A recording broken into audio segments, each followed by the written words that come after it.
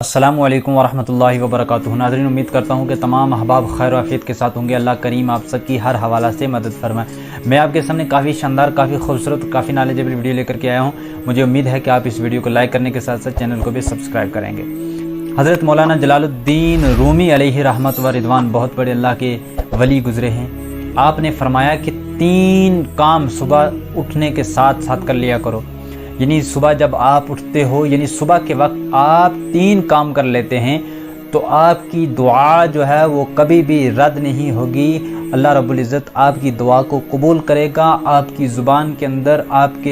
اللہ رب العزت آپ کو اتنی عظمت اور اتنی برکت دے گا کہ آپ جب دعا مانگیں گے تو اللہ رب العزت آپ کی دعا قبول کر لے گا۔ پوچھا گیا کہ وہ 3 کام کون سے ہیں جو بندہ کرتا ہے تو اللہ رب العزت اس کی دعا قبول کر لیتا ہے، کبھی بھی اس کی دعا رد نہیں کرتا، ہمیشہ اس کی دعا جو ہے وہ قبول ہو جاتی ہے۔ مولانا جلال الدین رومی علیہ رحمہ فرماتے ہیں کہ نمبر 1 پر جب صبح ساری دنیا سو رہی ہوتی ہے، جاندار، حیوان، پرندے، درندے، سب مخلوق اللہ رب العزت کی سو رہی ہوتی ہے، حتیٰ کہ انسان بھی سو رہے ہوتے ہیں، ادھر سے مؤذن حی علی الصلاۃ اور حی علی الفلاح کی آوازیں دے رہا ہوتا ہے اور کہہ رہا ہوتا ہے کہ اے مومنو کھڑے ہو جاؤ، اٹھ جاؤ، سونے سے بہتر نماز ہے۔ تو جو بندہ اس وقت کھڑا ہو جاتا ہے اور نماز فجر با جماعت ادا کرتا ہے تو اقامت اور نماز کے دوران جو بندہ دعا مانگتا ہے اللہ رب العزت اس کی دعا قبول کر لیتا ہے۔ اللہ رب العزت بہت غفور و رحیم ہے جب وہ دیکھتا ہے کہ ساری دنیا سو رہی ہے مگر یہ میرا نیک بندہ مجھے راضی کرنے کے لیے میری رضا کی خاطر مسجد میں آ گیا، باجماعت نماز ادا کر رہا ہے، تو اللہ رب العزت اس پر بہت مہربان ہوتا ہے تو اس کی ہر دعا قبول کرتا ہے۔ بتایا نماز کے دوران اور اقامت کے درمیان جو دعا مانگی جاتی ہے اللہ رب العزت اس کی دعا قبول کر لیتا ہے۔ گویا اللہ رب العزت کی رحمت اس وقت یہ ندا دے رہی ہوتی ہے، آواز دے رہی ہوتی ہے کوئی بخشش طلب کرنے والا جسے میں بخش دوں، ہے کوئی رحمت طلب کرنے والا جسے میں رحمت سے نواز دوں، ہے کوئی جنت کا طلبگار جسے میں جنت عطا کر دوں، ہے کوئی دعا مانگنے والا جس کی دعا میں قبول کروں۔ تو گویا جو نماز کے درمیان اور اقامت کے درمیان جو صبح سویرے فجر کے وقت اٹھ کر کے دعا مانگتا ہے اللہ رب العزت اس کی دعا کو قبول کر لیتا ہے۔ اور نمبر 2 پر فرمایا کہ صبح سویرے اٹھ کر کے صدقہ کر دو۔ صدقے سے مراد یہاں یہ ہے کہ اگر آپ صبح اٹھتے ہیں، اٹھنے کے ساتھ ساتھ اگر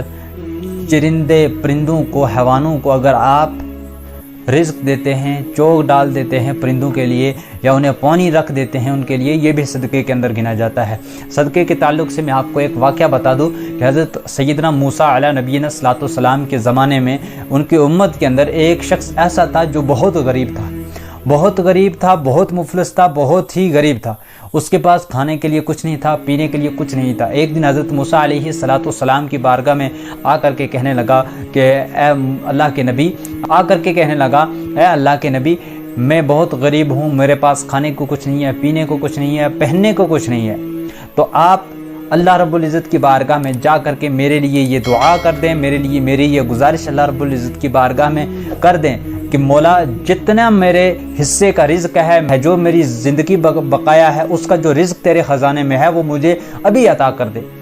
اس کے بعد مجھے نہیں عطا کرنا۔ تو حضرت موسیٰ علیہ الصلوۃ والسلام نے اس کو سمجھایا کہ اگر تو ابھی رزق لے لے گا اللہ رب العزت کی بارگاہ سے تو وہ تجھے دے دے گا، مگر آگے تو کیا کرے گا؟ تو بالآخر وہ شخص نہ مانا۔ تو حضرت موسیٰ علیہ الصلوۃ والسلام نے اللہ رب العزت کی بارگاہ میں عرض کی کہ پروردگار عالم، وہ فلاں شخص رزق کا مطالبہ کر رہا ہے، اس نے یہ کہا ہے کہ جو میرے نصیب کا رزق ہے وہ مجھے ابھی عطا کر دے، بعد میں مجھے نہیں عطا کرنا۔ تو اللہ رب العزت نے وہ رزق سارا اسے عطا کر دیا۔ جب اللہ رب العزت نے سارا رزق عطا کر دیا تو عطا کرنے کے بعد اس نے اپنے گھر میں دسترخوان لگا دیا۔ جب اس نے دسترخوان لگوا دیا وہاں فقیر آتے ہیں، غریب آتے ہیں، مسکین آتے ہیں اور 24 گھنٹے کھانا کھاتے ہیں۔ صدقہ کرنا شروع کر دیا اس نے، جو مال اللہ رب العزت نے اس کے حصے کا تھا وہ اسے عطا کر دیا۔ جب وہ اپنے حصے کا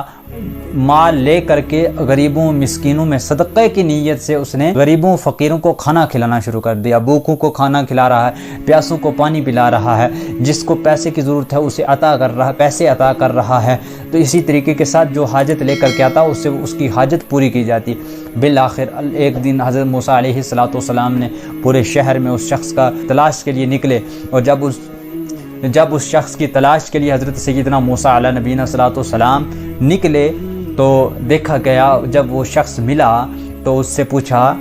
کیا حال ہے تیرا، تو نے تو لے لیا تھا سارا اپنے حصے کا جو رزق تھا وہ سب لے لیا، لہٰذا تیرا رزق کا دروازہ بند کر دیا۔ تو دیکھا گیا کہ اس کے گھر میں دسترخوان لگے ہوئے ہیں، غریب مسکین فقیر آ رہے ہیں تو کھانا کھا رہے ہیں، بھوکے کھانا کھا رہے ہیں، پیاسے پانی پی رہے ہیں، حاجت مندوں کی حاجت پوری کی جا رہی ہے، گویا وہ بہت ہی شاندار طریقے کے ساتھ زندگی بسر کر رہا ہے۔ تو حضرت سیدنا موسیٰ علیہ السلام حیران ہو کر کے اللہ رب العزت کی بارگاہ میں عرض کرتے ہیں کہ مولا تو نے تو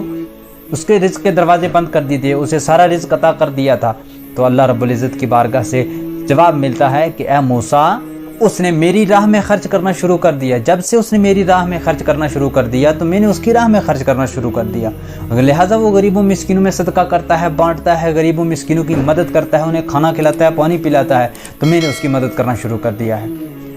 تو پتہ یہ چلا کہ جب بندہ صدقہ کرتا ہے تو اس سے مال اس کا گھٹتا نہیں ہے، بلکہ اللہ رب العزت کی ذات اسے اور نوازتی ہے۔ تو لہٰذا ہمیں بھی صدقہ کرنا چاہیے، چاہے وہ 1 روپے کا ہو، چاہے کسی کو کھانا کھلائیں، کسی فقیر کو، کسی مسکین کو، اگر کوئی راستے میں کوئی بھوکا ہے پیاسا ہے تو اسے کھانا کھلانا چاہیے، پانی پلانا چاہیے، ان کی حاجتوں کو پورا کرنا چاہیے۔ اس سے اللہ رب العزت کی ذات ہم پر مہربان ہوتی ہے، تو ہماری دعاؤں کو بھی اللہ رب العزت قبول کرتا ہے۔ اور نمبر 3 پر فرمایا کہ جب صبح سویرے اٹھو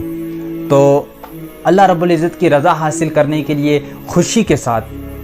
اپنے ماں باپ کے چہرے کی زیارت کرو، یعنی اپنے ماں باپ کو دیکھو، ان کی خدمت کرو، ان کے پاس جاؤ، ان کی زیارت کرو، تو تمہیں اللہ رب العزت تمہاری دعا کو قبول کرے گا۔ یہ 3 باتیں تھیں جو میں نے آپ کے گوش گزار کی۔ اگر آپ چاہتے ہیں کہ اللہ رب العزت آپ کی دعا قبول کرے تو یقیناً آپ ان 3 باتوں پر عمل کریں، اور جب عمل کریں گے تو یقیناً اللہ رب العزت کی ذات آپ کی دعائیں قبول کرے گا۔